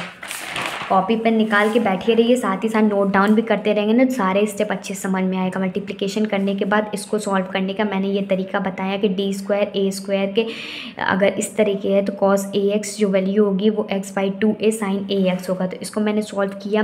x यहाँ पर कितना है, a की वैल्यू कितनी है, 1 है, मतलब 2 × 1 हो गया, और x इंटू a की जगह पे यहाँ पर देखिए ना, यहाँ पर a की जगह पे क्या है, कोई फंक्शन 1 है ना, तो ये 1 हो गया, sin x हो गया। और इसको सॉल्व करने का बताया, अगर कोई फंक्शन डी स्क्वायर के फॉर्म में हो तो और cos के साथ एंगल ax भी हो तो इसको हम लोग इस तरीके से सॉल्व करते हैं जिसमें से -a का स्क्वायर 0 के इक्वल नहीं होता है, ठीक, इसको इस तरीके से सॉल्व कर लिया, -3 का स्क्वायर कर लिया प्लस यहाँ पे +1 भी तो था, इसको एज इट इज़ लिख दिया। फिर उसके बाद इसका इसके साथ मल्टीप्लाई कर दिया, तो ये पार्टिकुलर इंटीग्रल निकल आया। जनरल सॉल्यूशन के लिए दोनों को सम कर देते हैं, तो ये हमारा जनरल सॉल्यूशन भी निकल आया। होप आप लोगों को अच्छे से समझ में आ रहा होगा, जितने भी मैं टॉपिक पढ़ा रही हूँ, जितने भी कॉन्सेप्ट समझा रही हूँ, आप लोगों को अच्छे समझ में आ रहे हो। और ये क्वेश्चन तो काफ़ी ज़्यादा इंपॉर्टेंट है, क्योंकि जितने भी और क्वेश्चन होने वाले हैं ना, सब यही के बेस पे होने वाले हैं। ऑक्सिलरी इक्वेशन निकालना है, कॉम्प्लीमेंट्री फैक्टर निकालना है, पर्टिकुलर इंटीग्रल निकालना है, जितने और भी क्वेश्चन है ना, जितने भी क्वेश्चन दिए गए हैं ना, ये सब इसी वे से सॉल्व होने वाले हैं। ठीक, तो समझ में ज़रूर आ गया होगा। अब नेक्स्ट क्वेश्चन देखते हैं। नेक्स्ट क्वेश्चन है हमारा सॉल्व x स्क्वायर, question number 5, x² d² y by D x square minus x d Y by D x plus y is equal to 2 log x। इसको भी देख लेते हैं, तो क्वेश्चन लिख लेते हैं एक बार। x² d² y upon d x square minus x d Y by D x plus y is equal to 2 log x। ठीक, ये वाला क्वेश्चन है। इसको सॉल्व कैसे करेंगे? इसमें भी हमें ऑक्सिलरी इक्वेशन निकालना है, पार्टिकुलर इंटीग्रल निकालना है और इसका पूरा जनरल सॉल्यूशन निकालना है। तो इसके लेकिन इसमें देखिए, इसमें दूसरे टर्म में दिया गया है, तो इसको कैसे सॉल्व करना है? तो सबसे पहले क्या करेंगे, तो हम लिखेंगे put z is equal to log x। log x को हमने z मान लिया। ठीक, तो यहाँ से x की वैल्यू निकालेंगे, दोनों साइड लॉग लगा करके, तो ये आएगी e की पावर z। यहाँ पर कुछ नहीं है ना, तो ये e की पावर में चला जाएगा। अब हमें क्या पुट करना है? पुट करना है d by d z is equal to capital D है। मतलब जो ये डिफ्रेंशिएशन हमने ले रहे हैं विथ रिस्पेक्ट टू z लेंगे, तो ये जो होता है कैपिटल D के इक्वल होता है। तो हमारे पास गिवन इक्वेशन दी गई है। सबसे पहले गिवन इक्वेशन में लिखेंगे x² दिया गया है, तो इसको हम लिख सकते हैं d और d² y upon d x square को इस फॉर्म में बदलेंगे, तो ये आ जाएगा हमारा d -1। ठीक, इस फॉर्म में रख लिया। और ये -x dy by D X है, इसको लिख सकते हैं -d ऑफ y प्लस, और ये y एज इट इज़, और ये 2 ले लिया, और log x को हमने z लिया था, तो इसको ले लिया। अब इसको सॉल्व करते हैं। ये सॉल्व करेंगे तो d² माइनस d, ये -d प्लस 1, y बाहर, y को अलग कर लिया था ना, फिर इसके बाद 2z हो जाएगा। ठीक, इसको सॉल्व करेंगे तो ये आएगा d² माइनस 2d और ये plus 1 y is equal to 2z। इसमें भी हम लोगों को ऑक्सिलरी इक्वेशन निकालना पड़ेगा, अब निकालना पड़ेगा। ठीक, क्योंकि इस फॉर्म में हमने बनाया, इस फॉर्म में नहीं था, ये डबल डिफरेंशिएशन इस फॉर्म में था, तो हमने पहले d के फॉर्म में बनाया। अब हम इसका ऑक्सिलरी इक्वेशन निकालेंगे, तो लिखेंगे ऑक्सिलरी इक्वेशन, हम d को m से रिप्लेस कर देते थे, तो इसमें भी यही करेंगे। तो ये हो जाएगा m² minus 2m plus 1 is equal to y, और हम y के कोफिशिएंट को 0 के इक्वल रख देते थे। ठीक, इसको सॉल्व करेंगे, इसके रूट्स निकालेंगे, तो ये हो जाएगा m² माइनस m। रूट्स निकालना तो आप लोगों ने क्लास 10th से ही सीख लिया है। ठीक, ये निकाल लेंगे, इसका रूट ही हो जाएगा m-1 रूट निकलेगा, इसका भी m-1 root is equal to 0। तो यहाँ से m की 2 वैल्यूज़ निकलेगी, 1 और 1 निकलेगी। ठीक, यहाँ पर अब हम लोगों को कॉम्प्लीमेंट्री फंक्शन निकालना है। तो कॉम्प्लीमेंट्री फंक्शन कैसे होता था? c1 होता था और प्लस c2 होता था, लेकिन यहाँ पर देखिए, यहाँ पर z भी हमने लिया, तो यहाँ c2 के साथ z हो जाएगा और e की पावर में z हो जाएगा। तो इसका कॉम्प्लीमेंट्री फंक्शन इस तरीके से निकलेगा और यही आ ही जाएगा, और इसका पार्टिकुलर इंटीग्रल हो जाएगा। जो मैंने आप लोगों को पर्टिकुलर इंटीग्रल का बताया हुआ है कि y का कोफिशिएंट जो होता है उसको नीचे कर देते थे। तो इसमें देखिए, इसमें जो y का कोफिशिएंट है ये डिवाइड में चला गया, d² minus 2z plus y, ये हो गया डिवाइड में, और मल्टीप्लाई में होता था जो राइट हैंड साइड वाला होता था, मतलब 2z है, तो ये मल्टीप्लाई में होगा 2z, तो इसको हम लिख सकते हैं 2, ये 2 समझ में आ रहा होगा ना। अब देखिए, अब इसकी जगह पे हम, ये जो इसकी जगह पे हम लिख सकते हैं 1 माइनस d का होल स्क्वायर, क्योंकि ये d मतलब x का square minus 2xy plus y का स्क्वायर बन रहा है ना, इस फॉर्म में बन रहा है, तो इसको हम लोग इस तरीके से भी लिख सकते हैं। और इसमें जो जेड है वो मल्टीप्लिकेशन में एज इट इज़ चलता जाएगा। ठीक, इसको आगे सॉल्व करते हैं।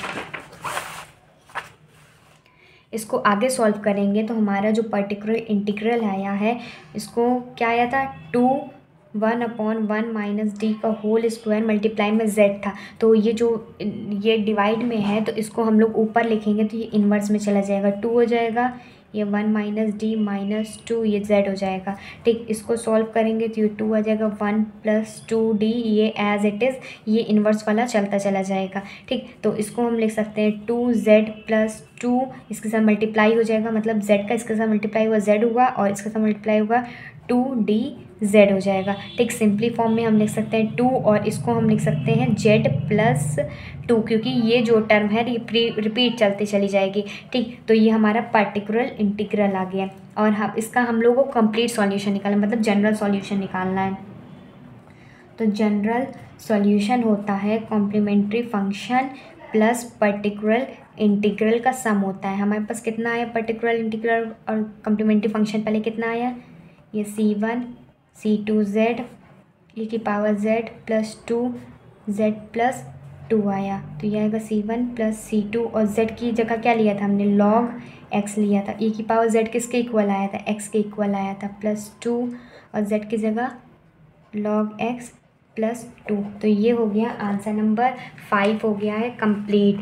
ठीक, मैं होप आप लोगों को सारे क्वेश्चन अच्छे से समझ में आ रहे होंगे। सच में समझ में आते हैं तो आप वीडियो को लाइक करिएगा, ज़्यादा से ज़्यादा बच्चों तक शेयर कर दीजिए, क्योंकि सबके एग्ज़ाम क्लोज़ आने वाले हैं, तो उन लोगों को भी ज़्यादा से ज़्यादा हेल्प मिल सके, वो लोग भी पढ़ सके, एग्ज़ाम में अच्छा परफॉर्म कर सके। सारे क्वेश्चन को मैं आप लोगों को बहुत डिटेल में समझाती हूँ, पढ़ाती हूँ। तो अगर सच में दिल से अच्छा लगता है तो वीडियो को लाइक ज़रूर किया करिए, और हो सके तो ज़्यादा से ज़्यादा शेयर कर दिया करिए। ठीक, अब नेक्स्ट क्वेश्चन देखते हैं। नेक्स्ट क्वेश्चन है क्वेश्चन नंबर 6। क्वेश्चन नंबर 6 है सॉल्व d की पावर 4 y d x की पावर 4 प्लस m की पावर 4 इज इक्वल टू 0। इसको कैसे सॉल्व करेंगे, सबसे पहले हम इसको d के फॉर्म में पूरा बना लेंगे, फिर उसके बाद सॉल्व करेंगे। आंसर नंबर 6 क्या दिया गया है, d की power 4 y upon d x की पावर 4 प्लस m की power 4 y is equal to 0। और हम जानते हैं जो कैपिटल D होता है वो d बाई डी एक्स होता है, d की वैल्यू होती है d बाई डी एक्स होती है। तो जब हम इसको सॉल्व करेंगे तो ये हो जाएगा d की पावर 4 y और ये m की power 4 y as it is रख देंगे, 0 को इक्वल पुट कर देंगे। ठीक, तो यहाँ से हम y को कॉमन ले लेते हैं, तो आ जाएगा d की पावर 4 प्लस m की पावर 4, और ये हो जाएगा y इज़ इक्वल टू 0। ठीक, अब ये d के फॉर्म में बन गया, तो इसका हम लोग ऑक्सिलरी इक्वेशन निकालेंगे, फिर कॉम्प्लीमेंट्री फंक्शन निकालेंगे, पार्टिकुलर इंटीग्रल निकालेंगे, फिर जा करके ये सॉल्व होगा। तो सबसे पहले लिखते हैं सिंस ऑक्सिलरी इक्वेशन, क्या करते थे, d को m से रिप्लेस कर देते थे, d को m से रिप्लेस कर देते थे। ये कैपिटल M से करेंगे क्योंकि इसमें स्मॉल m भी हो रहा है, मिक्स ना हो जाए इसीलिए। ठीक, तो ये हो जाएगा कैपिटल M की पावर 4 प्लस m की पावर 4 इज इक्वल टू 0। इसको हम लोग लिख सकते हैं m का स्क्वायर का होल स्क्वायर प्लस m का स्क्वायर का whole square is equal to 0, क्योंकि इसको ब्रेक करने में आसानी हो जाएगा। ठीक, इसको हम ब्रेक कर सकते हैं, ये हो जाएगा m का स्क्वायर का होल स्क्वायर प्लस m का स्क्वायर का whole square plus 2m square, x square को ऐड करना है, माइनस 2 कैपिटल M का स्क्वायर स्मॉल m का स्क्वायर इज इक्वल टू 0। आप लोगों ने ये वाला भी मेथड देखा होगा क्लास 12th में, कैसे इसका रूट निकालते हैं। ठीक, तो यहाँ से बनेगा हमारा m स्क्वायर प्लस m का स्क्वायर का होल स्क्वायर, क्या बनेगा हमारे पास, कैपिटल M का स्क्वायर प्लस स्मॉल m का स्क्वायर का होल स्क्वायर, और इसमें क्या हो जाएगा, ये माइनस। अब इधर देखिए ये 2 है, ये जो 2 है इसको हम लोग अंडर रूट 2 में भी इसको लिख सकते हैं। तो ये हो जाएगा under root 2 capital M small m का होल स्क्वायर। जब इसको सॉल्व करेंगे तो ये हो जाएगा 2 कैपिटल M का स्क्वायर स्मॉल m का स्क्वायर, इस तरीके से लिख सकते हैं। अब यहाँ पर a square minus b square का फॉर्मूला लगा देंगे। कौन सा फॉर्मूला लगाएंगे, a square minus b square is equal to a plus b, और a माइनस बी का फॉर्मूला लगा के इसको सॉल्व करेंगे। तो इसका फॉर्मूला लगाएंगे तो ये हमारा बन जाएगा A plus B A minus B, मतलब एम का स्क्वायर प्लस स्मॉल एम का square plus √2 capital M small M, ठीक। और ये बन जाएगा कैपिटल एम का स्क्वायर स्मॉल एम का square minus √2 capital M small M, A plus B A minus B, फिर इज इक्वल टू 0। अब इसके रूट्स निकालेंगे, तो इसको सॉल्व करते हैं। सबसे पहले इसको सॉल्व करेंगे तो ये आएगा एम स्क्वायर स्मॉल एम का square plus √2 capital M small m is equal to 0। तो इसको सॉल्व करेंगे, एम स्क्वायर प्लस इसको पहले लिख लेते हैं 2m plus m square is equal to 0। जब इस फॉर्म में हो, इसका रूट ना निकल रहा हो, तो हम लोगों ने एक क्वाड्रेटिक इक्वेशन में रूट्स निकालने का फॉर्मूला पढ़ा था। क्या पढ़ा था क्लास 12th में? ax² plus bx plus c is equal to 0। इस फॉर्म में दिया गया हो तो हमारे पास जो फॉर्मूला आता था x is equal to minus b plus minus √b² minus 4ac upon 2a होता है, 2a, ठीक। तो ये फॉर्मूला पढ़े थे। तो यहाँ से रूट्स निकालेंगे, तो यहाँ से कैपिटल M की वैल्यू जो आएगी -m/√2 आएगी प्लस माइनस आयोटा m/√2 आएगा। सेम यही वाला यहाँ पर भी लगाएंगे। तो जब यहाँ पर लगाएंगे तो यहाँ से कैपिटल M की वैल्यू m/√2 आएगी plus minus iota small m/√2 आ जाएगी, ठीक। ये दो यहाँ से इक्वेशन सॉल्व करने के बाद आ जाएगा, बाकी आप लोग कर लीजिएगा, ठीक। मैं आप लोगों को शॉर्ट फॉर्म में इसीलिए बता रही हूँ ताकि आप लोगों को जल्दी से जल्दी कवर भी हो जाए। ये सब अगर मैं ये सब कराने बैठूँगी ना तो बहुत टाइम लग जाने वाला है, क्योंकि ये सब आप लोगों ने पढ़ा हुआ है। तो यहाँ से इसका रूट्स निकल जाएगा। तो हमारे पास दो वैल्यू निकल आई। Now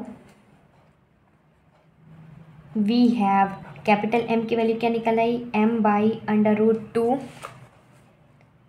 plus minus iota m/√2 ये निकल आई, और ये minus m/√2 plus minus iota m/√2 निकल आई। अब इसका कॉम्प्लीमेंट्री फैक्टर निकालते हैं। तो कॉम्प्लीमेंट्री फैक्टर आ जाएगा, इसमें क्या होता था कि e की पावर z रहता था, तो हमने जो z है इसकी जगह पे क्या रखेंगे, ये इसका जो मतलब प्लस माइनस इसका जो कोफिशिएंट होता है तो कितना है, m/√2 है, ठीक। और दोनों में का निकालना है तो ये आ जाएगा। फिर इसके बाद क्या था, C1 कॉस होता था, फिर आयोटा का कोफिशिएंट होता था, फिर x से मल्टीप्लिकेशन होता था, फिर C2 होता था, साइन होता था, फिर m/√2 x हो जाएगा, ठीक। और इसके लिए भी तो निकालेंगे, ये इसके लिए निकाले ना, पहले कॉम्प्लीमेंट्री फंक्शन है तो इसके लिए भी तो निकालेंगे। तो इसके लिए निकालेंगे तो प्लस e की पावर है माइनस m/√2। यहाँ पर दो फंक्शन हो गया तो ये C3 हो जाएगा, ये cos m/√2 हो जाएगा, ये x हो जाएगा, ये C4 हो जाएगा, साइन m/√2 आयोटा का जो फंक्शन हो गया, और ये x हो जाएगा। तो ये कॉम्प्लीमेंट्री फंक्शन है, ध्यान से अच्छे से देख लीजिए। अब पर्टिकुलर इंटीग्रल निकालते हैं इसका जो पर्टिकुलर इंटीग्रल निकलेगा, मतलब कोफिशिएंट ऑफ y का स्क्वायर, मतलब d की पावर 4 प्लस m की पावर 4, और इसका जो particular integral right hand side में कितना है, 0 है, तो ये 0 से इसका मल्टीप्लाई हो जाएगा। देखिए ना, राइट हैंड साइड में क्या है, 0 ही तो है, ठीक। ये 0 है, निकाला। y का कोफिशिएंट ये है, सॉरी ये है, ठीक। y इज इक्वल टू 0 है, तो ये हम लिख देंगे 0 से पूरा मल्टीप्लाई हो जाएगा, मतलब हमारा पार्टिकुलर इंटीग्रल कितना, वो 0 हो गया। तो हमारा जो जनरल सॉल्यूशन है वो होता था complementary function plus particular integral, और पार्टिकुलर इंटीग्रल की वैल्यू 0 है। तो हमारे पास सॉल्यूशन क्या आएगा, सिर्फ कॉम्प्लीमेंट्री फंक्शन, जो कि क्या आया था e की पावर m/√2 और x भी तो था साथ में, यहाँ पर नहीं लिखा क्या मैंने, हाँ यहाँ पर यहाँ पर जो होगा ये x भी तो मल्टीप्लाई होगा, कहीं छूट रहा है, रुकिए एक मिनट। ये जो साइन x और कॉस x वाला, ये x मल्टीप्लाई होगा, ठीक। तो ये आ जाएगा, और अंदर क्या बचा था, C1 cos m/√2 x plus C2 sine m/√2 x आया था, और प्लस e की power minus m/√2 x C3 cos m/√2 x plus C4 sine m/√2x। तो ये जनरल सॉल्यूशन हमारा निकल के आ गया। ठीक, इसको हम लोग एक और तरीके से लिख सकते हैं। अगर हम c1e⁻m/√2 cos इसको कर सकते हैं m/√2x plus c2 plus c3e⁻m/√2x cos, और ये ब्रैकेट में आ जाएगा m/√2x प्लस c4। इसको हम लोग इस तरीके से भी लिख सकते हैं। देखिए हमने क्या किया था, cos वाले टर्म को तो बाहर ले लिया, तो इसमें जो ये यहाँ पर बचा ये वाला टर्म sin m/, इसको हम c2 लिख सकते हैं, ये वाला टर्म को c2 लिख सकते हैं, और इसमें से ये बाहर ले करके इसको हम इस फॉर्म में लिख सकते हैं। ये इतना लिखेंगे तब भी आप लोगों का आंसर करेक्ट ही होगा, लेकिन ये थोड़ा सा अलग से दिया गया था तो मैंने इसको भी आप लोगों को करा दिया है। बाकी अब क्वेश्चन नंबर जो 7 है x²d², सेम इसी तरह होने वाला है जैसे क्वेश्चन नंबर 5 कराया है। और क्वेश्चन नंबर 4 भी देखिए, क्वेश्चन नंबर 4 भी जैसे क्वेश्चन नंबर 5 कराया है वैसे ही होने वाला है। 7 भी यही तरह होगा, और क्वेश्चन नंबर 11 भी same to same as it is होगा। अगर आप लोग इसको सॉल्व करिएगा समझ में आ जाएगा इसका आंसर्स। अच्छा ठीक है, सुनिए, अच्छा मैं आप लोगों को क्वेश्चन नंबर 4 और क्वेश्चन नंबर 7 और 11 के इसका स्क्रीनशॉट मैं आप लोगों को, इसका सॉल्यूशन जो है ना, इसको मैं लास्ट में, वीडियो के लास्ट में इसको अटैच कर दूंगी। तो आप लोग पहले इसको खुद से सॉल्व कीजिएगा। अगर गलत लगता है कहीं से मेरा समझाया हुआ मेथड पहले लगाइएगा, इसमें भी auxiliary equation, particular, integral, general solution ही निकालना है। इसको खुद से सॉल्व करिएगा और आंसर आप लोग ना लास्ट में, वीडियो के लास्ट में मैं आप लोगों को इसका सॉल्यूशन अटैच कर दूंगी, तो आप लोग वहाँ से इसका सॉल्यूशन भी देख लीजिएगा ताकि आप लोगों को समझ में भी आ जाए। ठीक, सॉल्व ज़रूर खुद से करिएगा। अब नेक्स्ट क्वेश्चन अलग फॉर्म देख लेते हैं एक और। ठीक, कौन कौन से क्वेश्चन मैं यहाँ पर बता भी देती हूँ। क्वेश्चन नंबर 7, 4 और 11 किसके जैसा है, सेम एज क्वेश्चन नंबर 5 के जैसा है। और ये कहाँ पर मिलेगा, वीडियो के लास्ट में मिलेगा। ठीक, पूरा मैं आप लोगों के लिए तीनों सॉल्यूशन अटैच कर दूंगी। ठीक, तो अब नेक्स्ट क्वेश्चन देख लेते हैं। अब मैं आप लोगों को एक और तरीके से क्वेश्चन करा देती हूँ। सॉल्व x²d² प्लस ये x है, ठीक, 3xd plus 1y is equal to 1 divided by 1 minus x²। इसका फॉर्म भी देख लीजिए। आंसर लिखेंगे आंसर नंबर 8। ठीक, तो इसका देखते हैं आंसर। एक चीज़ और मैं बता देती हूँ, जो आंसर नंबर 8 है ना, काफ़ी ज़्यादा इम्पॉर्टेंट है और थोड़ा सा लेंदी भी है, तो थोड़ा सब्र रख के इसको आप लोग कॉपी पेन ले लीजिए, वीडियो को पॉज कर करके नोट डाउन भी करते चलिए, हर एक स्टेप समझते हुए चलिएगा, और ये काफ़ी ज़्यादा इम्पॉर्टेंट भी है। ठीक, तो हमारे पास क्वेश्चन दिया गया है x² plus 3xd plus 1y is equal to 1/1 minus x का whole equation.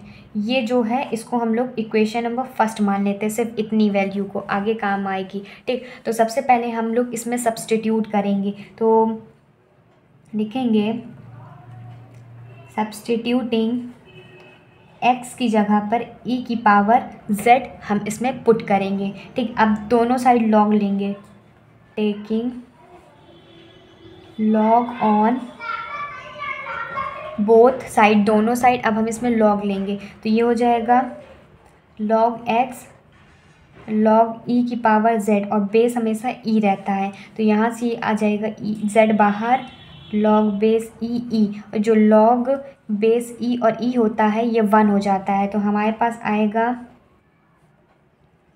log x is equal to z आ जाएगा। ठीक, तो यहाँ से हमें z की वैल्यू मिल गई, z की जगह पे log x हम इसको ले सकते हैं। ठीक, ये मेथड काफ़ी इंपॉर्टेंट है, डायरेक्टली आप नहीं लिख सकते हैं इसको दिखाना पड़ेगा कि हमने x की जगह पे e⁻z ली, फिर दोनों साइड log लिया, तो यहाँ से जा कर के हमारे पास z is equal to log x हो गया। ठीक, और हम जानते हैं d/dz जो होता है, या dx कह सकते हो, वो d डैश के इक्वल होता है। ठीक, d भी लिख सकते हो, d डैश भी लिख सकते हैं। यहाँ पर d का यूज़ हो रहा है, इसीलिए मैं उसको d डैश के फॉर्म में आप लोगों को समझा रही हूँ।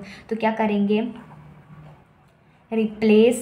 रिप्लेस कर देंगे, जो x² d² है उसको हम d dash D dash minus 1 से रिप्लेस कर देंगे और एक्स डी है उसको डी डैश से रिप्लेस कर देंगे। तो इसमें आगे सॉल्व करते हैं।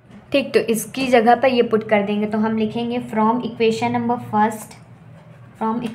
फर्स्ट, ये यहाँ पर फर्स्ट इक्वेशन में पुट कर देंगे। तो क्या लिखेंगे, एक्स स्क्वायर डी स्क्वायर की जगह d dash minus 1 plus 3 d dash plus 1 और क्या था, y is equal to 1 minus x का होल स्क्वायर। ठीक, इसको सॉल्व करेंगे तो ये आ जाएगा डी डैश का whole square minus d dash plus 3 d dash plus 1 y is equal to 1 minus x का होल स्क्वायर हो जाएगा। ठीक, इसको सॉल्व करेंगे, 3 में से 1 गए 2 हो जाएगा। तो ये डी डैश का होल स्क्वायर प्लस 2d प्लस 1 y is equal to 1 minus x का होल स्क्वायर। अब ये देखिए a square plus b square का फॉर्मूला बन रहा है ना, क्योंकि डी डैश का स्क्वायर और ये 1 का स्क्वायर हो जाएगा। तो हम ये लिख सकते हैं डी डैश प्लस 1 का होल स्क्वायर मतलब ए प्लस बी का होल स्क्वायर और y is equal to 1 minus x का होल स्क्वायर। अब हम लोग ये डी के फॉर्म में आ गया, इसका हम लोग ऑक्सिलरी इक्वेशन निकालेंगे, फिर कॉम्प्लीमेंट्री फैक्टर निकाल के पार्टिकुलर इंटीग्रल निकाल के इसको सॉल्व कर देंगे। तो आगे देखते हैं इसमें। तो इसमें क्या करेंगे, ऑक्सिलरी इक्वेशन निकालेंगे। सबसे पहले ऑक्सिलरी इक्वेशन क्या करते थे हम लोग, पुट कर देंगे जब डी डैश को m के इक्वल, तो आ जाएगा हमारे पास m प्लस 1 का whole square is equal to 0। तो यहाँ पर m plus 1 is equal to 0, तो m की 2 वैल्यू आ जाएगी, क्योंकि स्क्वायर के फॉर्म में तो उधर चला जाएगा, तो ये -1 हो जाएगा और ये -1 हो जाएगा। ठीक, अब इसके बाद क्या करते थे हम लोग, कॉम्प्लीमेंट्री फंक्शन निकालते थे। तो कॉम्प्लीमेंट्री फंक्शन मतलब c1 प्लस c2z ई की पावर में, अब ये कॉम्प्लीमेंट्री फंक्शन -1 है तो ये -1 और z हो जाएगा। ठीक, तो ये हो जाएगा c1 प्लस c2, z की जगह पे क्या लिया, log x लिया। ठीक, तो यहाँ पर भी इसको हम लोग लिख सकते हैं ई की पावर z और -1 भी लिख सकते हैं, तभी मल्टीप्लाई करेंगे तो ये आ जाएगा। हमने लिया था ना x is equal to e z, अब इसका यूज़ होने वाला है, x is equal to e की पावर z लिया था ना, तो अब इसका यूज़ होने वाला है। तो ये हो जाएगा c1 plus c2 log x और इसकी जगह हम रख सकते हैं ई की पावर z की जगह x, तो ये हो जाएगा x का इन्वर्स। अब ये x का इन्वर्स हो गया, तो ये हमारा कॉम्प्लीमेंट्री फैक्टर निकल के आ गया है। अब पार्टिकुलर इंटीग्रल निकालते थे, 1/y का कोफिशिएंट का स्क्वायर डी डैश प्लस 1 का होल स्क्वायर और उसके साथ मल्टीप्लिकेशन 1 माइनस एक्स का होल स्क्वायर। ठीक, अब जो इसको यहाँ पर सॉल्व करेंगे उसके लिए एक फॉर्मूला है, 1/d डैश माइनस m, ये q फंक्शन है, इसको x की power m integral x minus m minus 1 q dx आएगा। ठीक, इसको यहाँ पर फॉर्मूला लगा करके इसको सॉल्व करेंगे, ये हो जाएगा 1/d डैश प्लस 1 आ जाएगा। और देखो इसको हम लोग 2 फंक्शन में लिखते थे, क्योंकि हमें ये एक फंक्शन में दिया गया, तो स्क्वायर है तो इसको हम लिख सकते हैं 1/d डैश प्लस 1 मल्टीप्लिकेशन में 1/d डैश प्लस 1। ठीक, और मल्टीप्लिकेशन में 1 माइनस एक्स का होल स्क्वायर है। ठीक, और इसको हम लोग अलग से सॉल्व कर लेते हैं। ठीक, तो इसको जब सॉल्व करेंगे तो ये आ जाएगा 1/d डैश प्लस 1 हो जाएगा, और इसको सॉल्व करेंगे तो ये एज अ क्यू ट्रीट होगा, ये जो फंक्शन है एज अ क्यू ट्रीट करेंगे इसको, ये वाला फॉर्मूला लगाएंगे तो ये आ जाएगा 1/d डैश माइनस, ये माइनस में 1 हो जाएगा। ठीक, यहाँ पर था ना। ठीक, इसको हम सॉल्व करेंगे, ये आ जाएगा 1/, इसको हम लोग इस तरीके से भी लिख सकते हैं ना, जब ये माइनस माइनस करेंगे तो ये प्लस हो जाएगा हमारा, जब हम इसको ओपन करेंगे ना तो ये प्लस हो जाएगा, तो ये इसी तरह आ जाएगा। ठीक, तो इसको लिख लेंगे 1 माइनस एक्स का होल स्क्वायर। ठीक, अभी मैं बताऊंगी इसको क्यों मैंने एज अ फंक्शन ट्रीट किया हुआ है। ठीक, तो ये ले लेंगे, यहाँ आ जाएगा d डैश प्लस 1। अब यहाँ पर हम लोग ये वाला फॉर्मूला का यूज़ करने वाले हैं, तो ये हो जाएगा x की पावर m हमें क्या लिया था कि जो m जो हमारा फंक्शन आ रहा है वो -1 आ रहा है, तो लिखेंगे x की पावर -1, ये हो गया x की पावर में m। ठीक, फिर उसके बाद क्या करेंगे, इंटीग्रल लगाएंगे। फिर x की पावर -m-1 है, तो m की वैल्यू क्या है, -1 है। ठीक, तो -1 है और माइनस भी दिया गया, तो माइनस माइनस प्लस हो जाएगा। ठीक, और -1 है तो ये -1 एज इट इज़ हो जाएगा। अब जो मैंने अभी बताया ना कि q फंक्शन ट्रीट किया है ना, तो ये जो ये फंक्शन है ये पूरा q हो जाएगा। तो ये हो जाएगा 1/1 - x का होल स्क्वायर हो जाएगा। ये q हो गया। अब इसके बाद इसका dx के साथ डिफ्रेंशिएशन हो जाएगा। ठीक, अब इसको सॉल्व करते हैं। अब यहाँ पर देखिए x की पावर +1, तो x की पावर 0 हो जाएगी। जो x की पावर 0 होता है वो 1 हो जाता है। तो इसको सॉल्व करेंगे, यह आ जाएगा 1/d' +1, और यहाँ से x की पावर -1 इंटीग्रल वो 0 हो जाएगा, तो ये बचेगा 1 - x का होल स्क्वायर, और ये dx हो जाएगा। बस इसको सॉल्व करने और कुछ नहीं, जल्दी जल्दी सॉल्व हो जाएगा। इसका इंटीग्रल हम लोग इस तरह भी लिख सकते हैं, 1 - x की पावर, ये स्क्वायर था ना, ये चला जाएगा ऊपर, तो -1 हो जाएगा। ये हो जाएगा x की पावर -1। इसका हम लोग इंटीग्रेशन लिख सकते हैं 1 - x की पावर -2 + 1 और -2 + 1, और x का भी करेंगे ना इसका इंटीग्रेशन, तो ये हो जाएगा -1। ठीक, तो ये हो जाएगा 1/d' +1 x की पावर -1, और इसको हम लिख सकते हैं 1 - x की पावर -2 + 1 -1 होता है, और ये -1 आएगा और ये -1 आएगा। इसको हम लिख सकते हैं 1/d' +1, और इसको इन्वर्स के फॉर्म में है, नीचे चला जाएगा प्लस हो जाएगा, और ये भी नीचे आ जाएगा, तो ये प्लस हो जाएगा, ये माइनस माइनस प्लस हो जाएगा।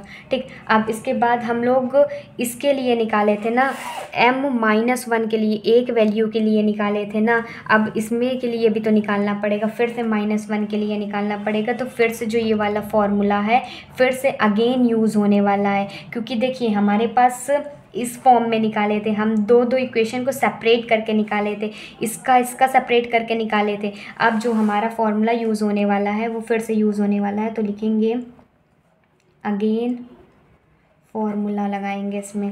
किसमें निकालेंगे, पर्टिकुलर इंटीग्रल ही निकालेंगे। x की पावर -1, x की power -1 + 1 upon x 1 - x dx।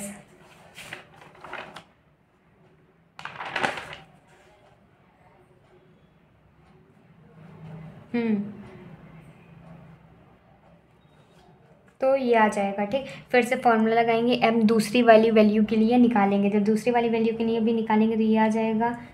इसको हम फिर से सॉल्व करेंगे तो वैसे ही सॉल्व हो जाएगा, और ये dx आ जाएगा। अब यहाँ पर जो होने वाला है ये पार्शियल फ्रैक्शन यूज़ होने वाला है। अब इसको ध्यान से देखिएगा, काफ़ी ज़्यादा इम्पॉर्टेंट है ये। देखिए अभी ये पूरा थोड़ी ना हुआ था, ये पर्टिकुलर इंटीग्रल जो है ये पूरा नहीं हुआ था, अभी हमने इतना सॉल्व किया। अब इसके और इसके लिए सॉल्व हो रहा है, फिर से फॉर्मूला लगा के ये सॉल्व होगा। ठीक, अब समझ में आ रहा है आप लोगों को कि अभी पूरा सॉल्व नहीं हुआ था पर्टिकुलर इंटीग्रल, इतना बचा था। अब इसके बाद फिर से इसमें फॉर्मूला लगाएंगे और फिर से इसको सॉल्व करेंगे, तो यहाँ पर जो होगा पार्शियल फ्रैक्शन वाला फॉर्मूला लगेगा। तो अब ये वाला स्टेप क्वेश्चन, इसको इक्वेशन नंबर आप लोग 1 माने थे ना, इसको 2 मान लीजिए। ठीक, अब यहाँ से पार्शियल फ्रैक्शन निकाल के पहले इसकी वैल्यू निकालेंगे, तब जा कर के इसमें पुट करेंगे वैल्यू, तब जा कर के हमारे पास पार्टिकुलर इंटीग्रल आएगा। तो हम लोग पार्शियल फ्रैक्शन कैसे निकालते थे आगे देखते हैं, समझा देती हूँ आगे। पार्शियल फ्रैक्शन लगाना है, किस में लगाना है, 1/x 1 - x में लगाना है। तो उसमें a/x + b/1 - x ले लेते थे, इक्वेशन नंबर 3 मान लो। ठीक, तो इसको सॉल्व करते हैं। 1 - x = a 1 - x + bx, नीचे इसका ले लेंगे ना, एलसीएम ले लेके कर लेते हैं, 1 - x हो जाएगा। तो ये हो जाएगा। अब यहाँ से a की वैल्यू ये कैंसल आउट हो जाएगा, तो ये 1 हो जाएगा। a 1 - x + bx, ये क्वेश्चन नंबर 4 मान लेते हैं। अब जो a के नीचे रहता था, जो उस कोफिशिएंट मतलब a के जो नीचे है उसको 0 के इक्वल पुट कर देंगे, फिर b के नीचे जो है उसको 0 के इक्वल पुट करके a और b की वैल्यू निकाल लेंगे। तो लिखेंगे put x = 0 in equation number 4 में, ठीक। पुट कर देंगे तो 1 is equal to a 1 minus 0 plus b into 0 आ जाएगा, तो a is equal to 1, a की वैल्यू 1 आ जाएगा। अब हम पुट करेंगे 1 माइनस एक्स को 0 के इक्वल, तो यहाँ पर 1 इज़ इक्वल टू एक्स आ जाएगा। इन इक्वेशन नंबर 4 में पुट कर देंगे तो 1 is equal to a 1 minus 1 plus b into 1 आ जाएगा, तो a is equal to b. Partial fraction आप लोगों ने क्लास 12th में भी अच्छे से पढ़ा होगा, तो बस ए और बी की वैल्यू हमने निकाली है, ठीक। अब ए और बी की वैल्यू, ये जो गिवन इक्वेशन है, पीछे जो इक्वेशन नंबर है, पुट कर देना है। A is equal to 1 and b is equal to 1 in equation number 4, इस इक्वेशन में पुट कर देंगे। तो हमारे पास जो इक्वेशन बनेगी एक्स 1 माइनस एक्स, तो आ जाएगा हमारे पास ए की वैल्यू इक्वेशन नंबर 3 में पुट करेंगे यहाँ पर, ठीक। तो हमारे पास आ जाएगा 1 upon x plus 1 upon 1 minus x आ जाएगा। अब ये जो वैल्यू है, ये वैल्यू पुट करना था इस इक्वेशन में, ये पार्शियल फ्रैक्शन के इक्वेशन में पुट करना है, तो लिख देंगे पुट इन इक्वेशन नंबर 2 में पुट कर देंगे। तो जो पार्टिकुलर इंटीग्रल आएगा हमारा, वो आएगा, वो जाएगा x inverse integral 1 upon x 1 minus x D X, ठीक। तो इसको अलग अलग इंटीग्रेट करेंगे, तो ये आ जाएगा 1 upon x D x plus 1 minus x D X, ठीक। तो इसका इंटीग्रेशन हो जाएगा 1 बाई एक्स का कितना होता है, लॉग एक्स हो जाएगा, और इसका लॉग 1 माइनस एक्स हो जाएगा, और माइनस एक्स का -1 हो जाएगा, ठीक।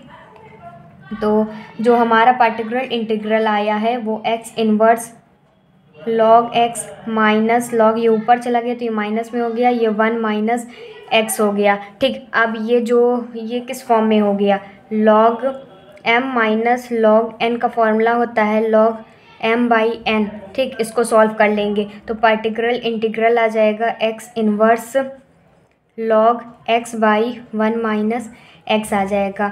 तो इसके बाद जो जनरल सॉल्यूशन है, जनरल सॉल्यूशन क्या होता है, complementary factor plus particular integral, तो आ जाएगा जनरल सॉल्यूशन जो कि y कह सकते हो आप, c1 plus c2 log x inverse plus x inverse log x upon 1, ये हो जाएगा 1 माइनस एक्स, ठीक। इसको सॉल्व कर लेंगे तो ये हो जाएगा c1 plus c2 log x, ये x का इन्वर्स है ना, तो ये नीचे जाएगा x हो जाएगा, प्लस ये जो x का इन्वर्स है नीचे जाएगा x हो जाएगा, ये log x upon 1 minus x हो जाएगा। तो हमारा जनरल सॉल्यूशन निकला है। अगर 1 बाई एक्स को कॉमन ले लेते हैं तो c1 plus c2 log x plus log x by 1 minus x हो गया।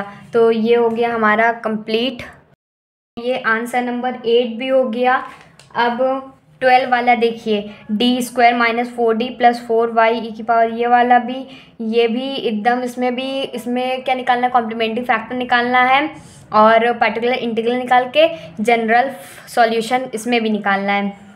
और क्वेश्चन नंबर 14 और 15 ये भी, इसमें भी यही करना है, और क्वेश्चन नंबर 9 में भी यही करना है, ठीक। आप लोग खुद से सॉल्व कीजिएगा, नहीं समझ में आता है तो मैं आप लोगों को एक काम करती हूँ, मैं इन सब के भी आप लोगों को क्वेश्चन नंबर 9, 14, 15 और 12 के इसके जो सॉल्यूशन है इसको खुद से सॉल्व करिएगा, यही सेम टू सेम यही मेथड लगने वाला है। अगर नहीं सॉल्व होता है तो आप लोगों को मैं लास्ट के वीडियो के लास्ट में मैं अटैच कर दे रही हूँ इसके सॉल्यूशन भी, तो आप लोग देख लीजिएगा। होप आप लोगों को ये सारे क्वेश्चन के आंसर अच्छे से समझ में आए होंगे। बाकी पार्ट 1 में मैंने ऑलरेडी बहुत कुछ पढ़ा दिया हुआ है, सारे कॉन्सेप्ट क्लियर कर दिए हैं, और भी मोस्ट इम्पॉर्टेंट है, तो पार्ट 1 ज़रूर देख के आइएगा, ठीक। बाकी जो जितना मैं पढ़ा रही हूँ आप लोगों को उससे ही रिलेटेड क्वेश्चन बनेंगे ही, बस आप लोग उसको एक टॉपिक कंसीडर करके चलिए, उसी से रिलेटेड क्वेश्चन बनते हैं। मैथ्स में क्या होता है कि एक ही थ्योरम के ऊपर, या कह सकते हो कि